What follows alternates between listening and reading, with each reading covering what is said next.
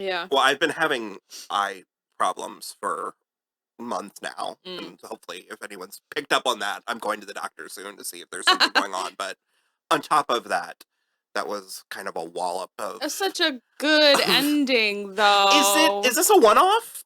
Queen Charlotte, I think so. There's no more seasons like announced or anything. It seems like it could. However, I mean, there are questions unanswered. Yeah. And it seems like it could go. You know what I would love from this show is to start doing like that British like Doctor Who kind of thing where we just start getting like Christmas specials. Because I could use some more winter, if I'm being honest. That was kind of fun. Yeah. I really would. We'll talk about it. Hi.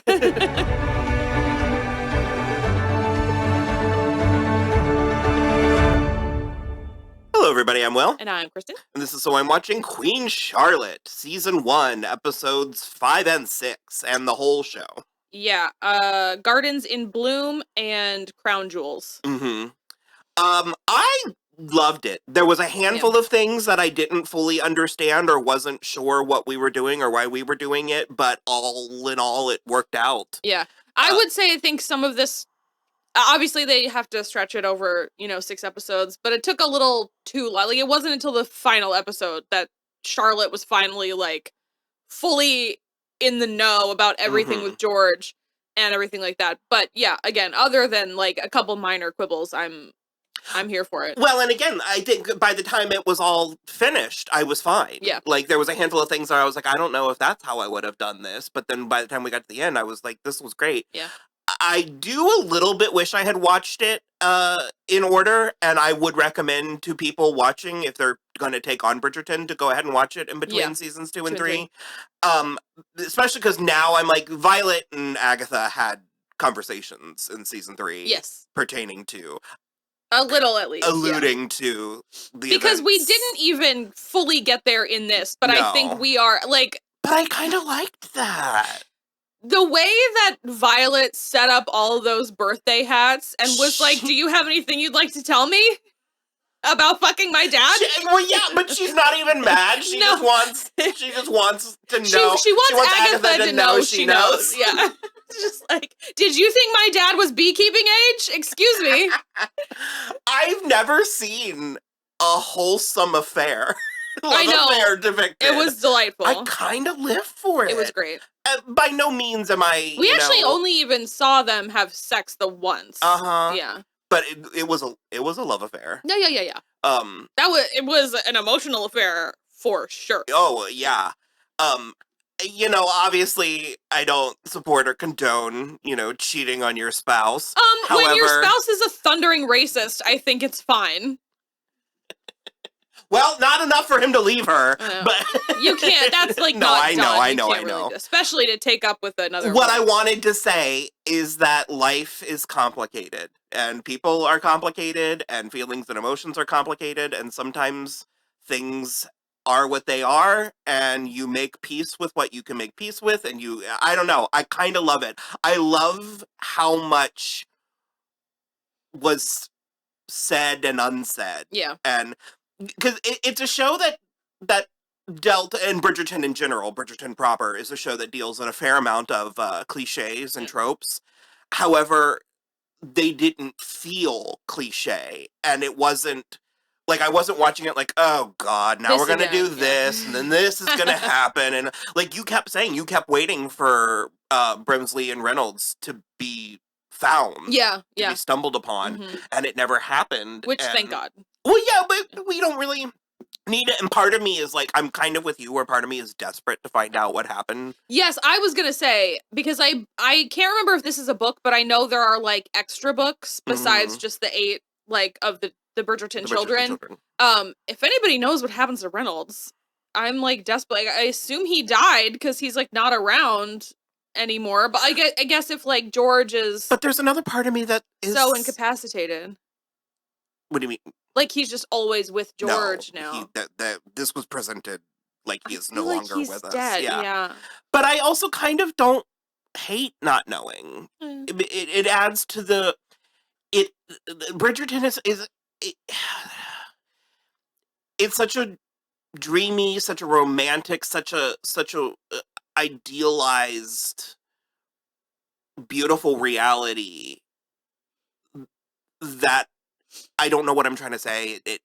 It's like two. I've said this about a few things, but I feel like in the multiverse, it's like 2 dimensions over from Oh, ours. sure. Like it's very close to our Yeah. reality. But I don't know. I kind of love having that kind of pining, that yearning, those unanswered questions, or the things not fully said. Yeah. I think to pull that off and to not feel robbed of something, like as a viewer, to not feel like the show withheld something Yeah. or didn't follow through on a promise, I think is actually very masterful, This very makes skillful. me feel sad for Brimsley. But it's also he was, I mean, he was clearly emotional, but Yeah. he didn't. It didn't feel tragic. That's fair. Yeah. You know what I mean? And also, it's a word that I've said a lot, but it that is authentic. I mean, people die. I mean, I know people die, but again, this is you're saying this is an idealized world. I think Brimsley should be happy. Who says he's not? Although there was he was dancing by himself alone. Lost in fancy, lost in a fantasy. No, and I love the little things, because like I guess, and actually I will say I take issue with this, with how the show has presented how close Charlotte is with Brimsley. I kind of take issue with the fact that she has literally never asked him. Yeah, about his family, if he ever had a family. Until this moment. Yeah. 40 years into this. But I don't know.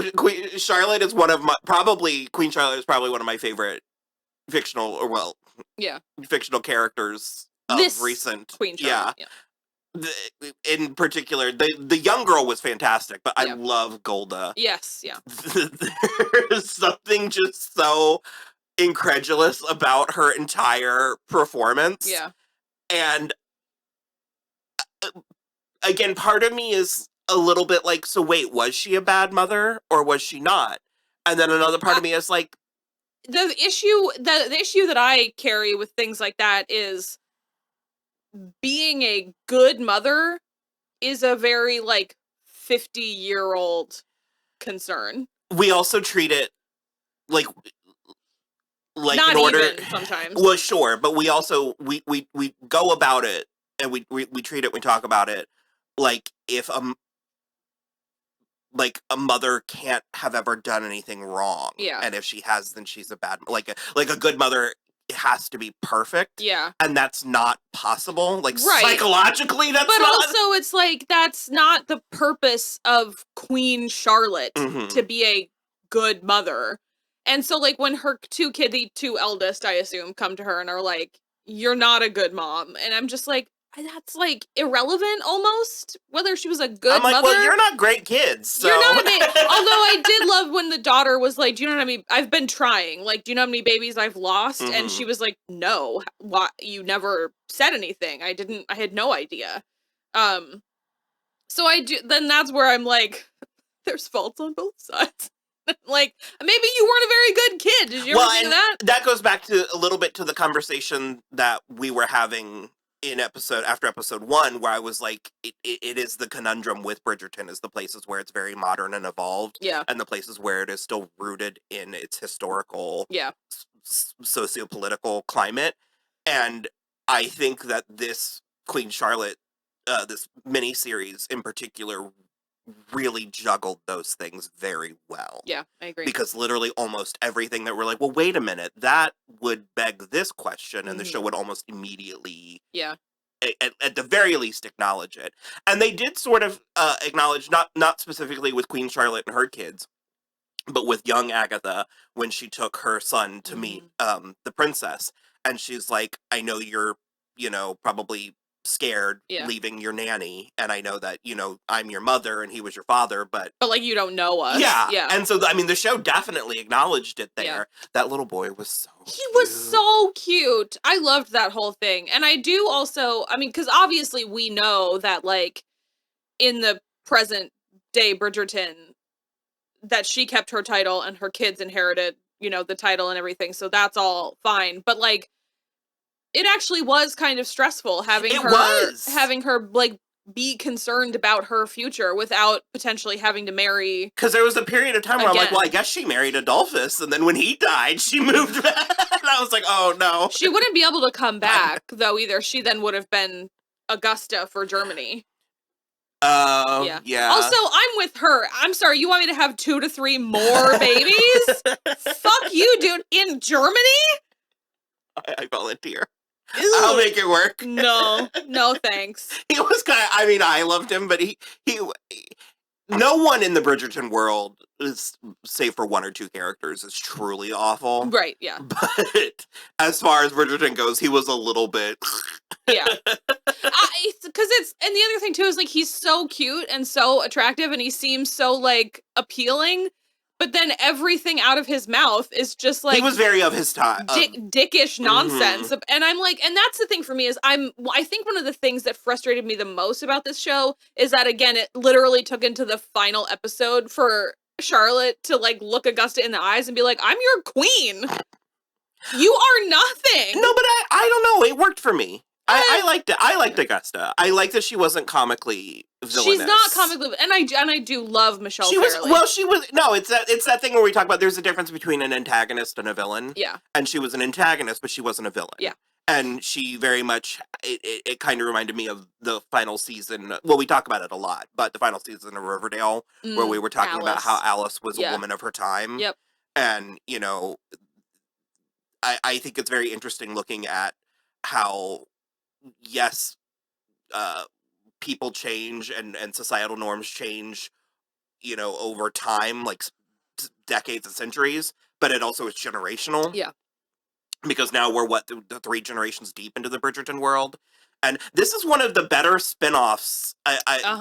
There's so many... Especially because we've been having a lot of issues with prequel properties lately. There's so many properties out there that I think... Come on, Dune Prophecy. I think they should be able to sustain. I agree. Like, I think that the Star Wars should be knocking it out of the park. And the fact that it is so hit and miss... Well, they can't let go of Skywalker. Well, and they just... I don't know. The reason I actually feel very good about Dune is because it's, like, so far in the past. Mm-hmm. Like, it's the beginning of the Bene Gesserit. Mm-hmm. So I'm like... But there's just so many properties where it's, like, even something like... I've been saying for years now, it's like something like Pirates of the Caribbean. Mm-hmm. Why are we not still in that reality? Like, there's so much intrigue and mythology, and that world was littered with characters, and people would be like, well, you can't have it without Jack Sparrow. You like, absolutely of course can. you can. You absolutely can. And I was like, and even if, like, let's go like back 10 years and say, you can do a cameo, or you can do like a short, I don't know, I feel the same thing every time they roll around again about rebooting Buffy, but they're like, it's a remake. And I'm like, I don't want a remake. Did you watch the show? The ending is perfect for a continuation. Like, you're absolutely killing me. I keep going back to Bridgerton as like a brand. And the more that I talk about it, the more I think about it, the more impressed I am. Because it's like season 1, you know, we were really introduced to Daphne and Simon. And the fact that the show has not only carried on without them, but even thrived. And like the fact that Queen Charlotte was about Agatha and Charlotte and Violet. And then that those characters and the production is good enough that we even accepted different versions of them, like younger versions of them. And I even liked that Violet was younger. Yeah. And that she was only in a little bit of it. I don't know. It was great. Who was young Agatha? Arsima Thomas. A+. So good. Beautiful casting. Oh my God. She was... First of all, just beautiful in general. But like very... You can't not look at her. And you can also see how she turned in. Yeah. You can see how she grew. But it just... Because I thought India did a really good young Golda as well. Yeah. And I think those are Golda's real moles. And I think they put them on. Okay. Yeah. I was very impressed. And I think the inclusions of Agatha and Violet really helped it feel part of the same world and part of canon, and not just like a diversion or a excuse to try and make more money. Yeah, 100%. 100%. Because it is also, like, based on the first 2 seasons of Bridgerton, I do think this did answer some questions. Where, like, we know that King George is mad, but, like, finding out how Charlotte became so devoted to him, because even though she's constantly being like, is he dead? I think asking if he's dead is more concern about the succession. So, like, knowing this, now we know she's concerned about the succession. And because especially when she gets so excited when he's lucid, the one time in season 1, I don't know, it really worked for me. I think that that's one of the places that I wish I understood the parameters of George's mental illness better, but I don't think that me desiring that doesn't mean it's what the show needed or was even capable of doing. It's also, like, because it was so long ago, I think it's so hard. The vagueness of it suits the old-timiness of it, and you just have to love people through the hard times. Again, I said it a couple times in our watch-alongs, but, like, he managed to keep it relatively together enough for him to literally keep her pregnant for 15 years. He kept falling back on that. You're like, it took a little bit of the suspense out of it. I mean, and let's say it's not, she didn't get pregnant literally every year, then that's even worse, like 20 years of being pregnant. And also, I say this every time, but it is just such a joy getting to watch something that has the resources that it needs. Oh my god, totally. That every dress, every sconce, every pedophore, every, like... I will say, that ball in the final episode. Beautiful. The floor, especially when they did the bird's eye shot of it. I will say I prefer the fashion in Bridgerton. Like, just the cuts and the lines of everything.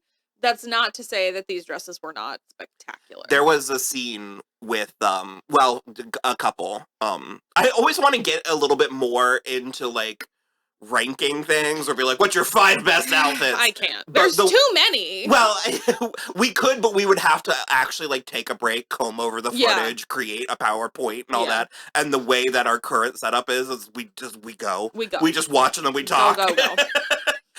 And maybe one day we'll get to that place. I'm open to it. Because I still want to do the ranking of Queen Amidala's gowns.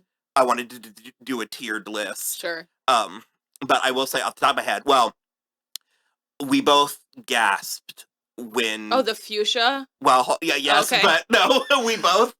Well, when they cut to George before he was supposed to address Parliament, and he was in, like, the royal... The regalia, I literally... It was quiet, and I just literally went, whew, and you were like, right? And then Agatha and Adolphus, when they were out on, like, the promenade. Because he had another embroidered waistcoat and she jacket. Was in fuchsia. And it was and so that good. Hat, yeah. And all of her wigs were amazing. And then he was in, it was more like a pewtery. Yeah. And the contrast between them was so good. So good. Queen Charlotte's wigs. All of them. Each one more magnificent than the previous. 100%. I am astonished. I followed after season 3. I, like, found the, like, wig makers and stuff. Oh my god, amazing! Yeah, I love that. Because the one with the mechanical swans. Oh yeah. There was, like, footage of them making it with like the chicken wire and all that. Oh, I love it. I'm just so marveled at how many different ways you can do that, you know, big Marie Antoinette hair pompadour wig, and the way that adding the, like, natural or the textured hair or, like, braids or stuff, I don't know, I love it. It's great. It is so fascinating. And the one she had one that was, like, kind of wide and pointy. Yeah. It was like an arrowhead, and I really like that one. And then she had one that was really, really tall that was all flowers in the back. Love that. I liked everything. I liked Violet's dad. Oh my gosh, he was so good. I liked that he was handsome without being comical. Yeah, like it wasn't like, who's this model? Yeah, he's just like a regular older man, handsome Englishman. I feel like I could talk for hours about the euphemistic conversation they had in episode 5 about how horny Violet was. The garden? Yeah. That one? Yeah. She was like, my garden is in bloom. Wink, wink. And she was like, I almost asked a footman to lie on top of me. fantastic, but it was like 5 full minutes of her basically being like, I'm as horny as I've ever been, and I need to do something about it. I think I said the exact same thing in season 3 in our coverage, but I was Yeah. like, this weirdly gives me it gives me Spartacus vibes. Oh, sure. Where I feel like they're in the same timeline. Yeah. Because this is nowhere near as vulgar as Spartacus was, but I also feel like ancient Rome was probably more vulgar than almost Victorian England. Yeah. I guess it's Georgian. Georgian, yeah. The Brimsley and Reynolds stuff, because that was a complaint that I had, was we weren't getting enough gay stuff in Bridgerton in a way that was, I guess, the modern sensibilities when it came to other stuff, race, sort of, in my mind, it was too easy to bleed over. So I remember discussing that in our Bridgerton season 3 coverage, because the issue is it's very progressive in some ways, and very traditional. It can't be progressive in other ways because the entire point is to get married and have babies. And the queer relationships cannot biologically have babies. And so it's like, we are obviously getting there, where we had some scenes with Benedict, and obviously we had the meet cute set up with Francesca and her husband's sister. Well, and that's what I'm getting at, is the acknowledgement that it exists is enough for me. Okay. And I liked it. I like that sort of, like, I don't like tragic gay stories, but I do like that, like, the love that dare not speak its name. There's something about it that I like hiding in the bushes. Sure. And again, well, the way they were dancing, like, just around the corner from the ball, it was adorable. There's something about that, and I mean, maybe it's stunted emotional growth on my part. I don't know. It's cute. There's something about it that's romantic, and it just reminds me of being 15. And I will say, I don't know that I've ever, because Call Me By Your Name really captured that, like, excellently. I don't think I've ever fully vocalized it on the show, but actually I think it's certainly why I do. I have a feeling it's why a lot of people actually are gravitating towards queer romance stories and TV shows and books and stuff, because I'm, like, sick to death of straight people. Like, a straight man? You want me to read about a straight man? Ugh. I would much rather read about two gay dudes or, like, bi dudes that fall in love with each other. That's like... It's a straight man, the same thing that my father is. You want me to read about a straight man, the cause of every war in history? Like, no. So that's just the kind of thing where, like, it's still, like you were saying, it manages to make something that, again, is, like, what so many stories are about, but it manages to make it fresh and new because it's coming from a different perspective. And so that's, I think, why that, like, Reynolds and Brimsley fucked a lot in this show, but that a scene of them just dancing just beyond the party was, like, the cutest thing the whole time. I loved it. I agree. I don't think we mentioned this in this coverage, but we were, like, crying. Oh my god. By the end, and I did not think it surprised me. I did, because I had seen that scene of it cut between old and young George and Charlotte, and how he was like, you didn't go over the wall. I mean, because she just had to get him back under that bed so that the stars couldn't see him, and then he was her husband again. I mean, Jesus Christ. It's like the end of the Notebook. Oh, man. It was fantastic. Yeah. I think that's good for now. That's it for now for us, but we did love it. I do also think they are already filming season 4 of Bridgerton. Well, they've cast Sophie, who is Benedict's love interest.